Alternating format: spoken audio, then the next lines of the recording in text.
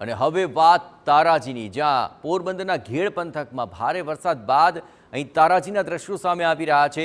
ભારે વરસાદને કારણે અહીં ઠેર ઠેર પાણી ભરાઈ ચૂક્યા છે અને કળચ ગામમાં તો વરસાદી પાણી ચોતરફ ફરી વળેલા જોવા મળી રહ્યા છે। આકાશી નજારો આપણે બતાવી રહ્યા છે। કળચ ગામમાં તારાજીના આ આકાશી દ્રશ્યો સામે આવી રહ્યા છે। વરસાદે તો વિરામ લઈ લીધો, તેના 2 દિવસ બાદ પણ અહીં પાણી ઓસરી નથી રહ્યા। ગામમાં પાણી ભરાઈ ગયું છે અને તેની સીધી અસર જનજીવન પર જોવા મળી રહી છે। તંત્ર દ્વારા પાણી નિકાલની વ્યવસ્થા કરવામાં આવે તેવી લોકો માંગ કરી રહ્યા છે। આ આકાશી નજારો આપ જુઓ કે જ્યાં સર્વત્ર બસ પાણી જ પાણી નજરે પડી રહ્યું છે અને ઘેડ પંથકમાં છેલ્લા 2 દિવસથી વરસાદે વિરામ લઈ લીધો છે, પરંતુ મુશ્કેલીઓ વિરામ નથી લઈ રહી। કળચ ગામમાં વરસાદી પાણી ફરી વળ્યા છે અને આ સમગ્ર મામલે વધુ વિગતે વાત કરવા જોડાઈ રહ્યા છે TV9 સંવાદદાતા દિવ્યેશ વાડા। દિવ્યેશ, આ પરિસ્થિતિ નિર્માણ થવાનું કારણ શું છે અને હાલ ત્યાં શું પરિસ્થિતિ આપ જોઈ રહ્યા છો?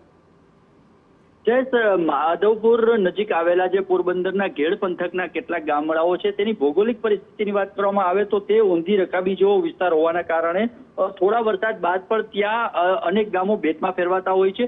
દર વર્ષે વરસાદી સિઝનમાં આ મુશ્કેલીનો સામનો ત્યાંના સ્થાનિકો કરતા હોય છે। જે 3 દિવસ પહેલા આવેલા વરસાદના કારણે મધુવતી જે નદી છે તેમાં પાણી આવ્યું અને આ વિસ્તારમાં જે છે તે અનેક ગામો બેટમાં ફેરવાયા છે।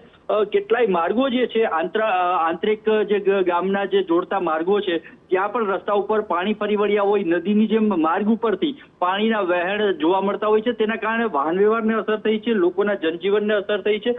આકાશી દ્રશ્યો જોઈ શકાય છે કે જે ચારે તરફ ગામમાં પાણી ફરી વળ્યા છે ને ગામમાં પાણી કે પાણીના ગામ તે કેવું મુશ્કેલ બન્યું છે।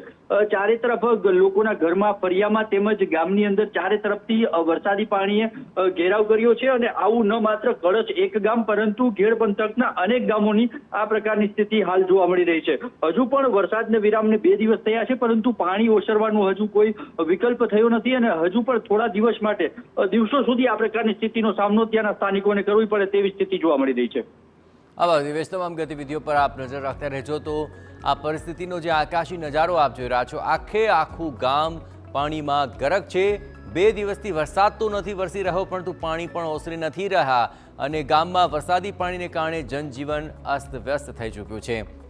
હાલ તો આખું ગામ જાણે પાણીની અંદર જ વસ્યું હોય તેવો આ આકાશી નજારો જોવા મળી રહ્યો છે।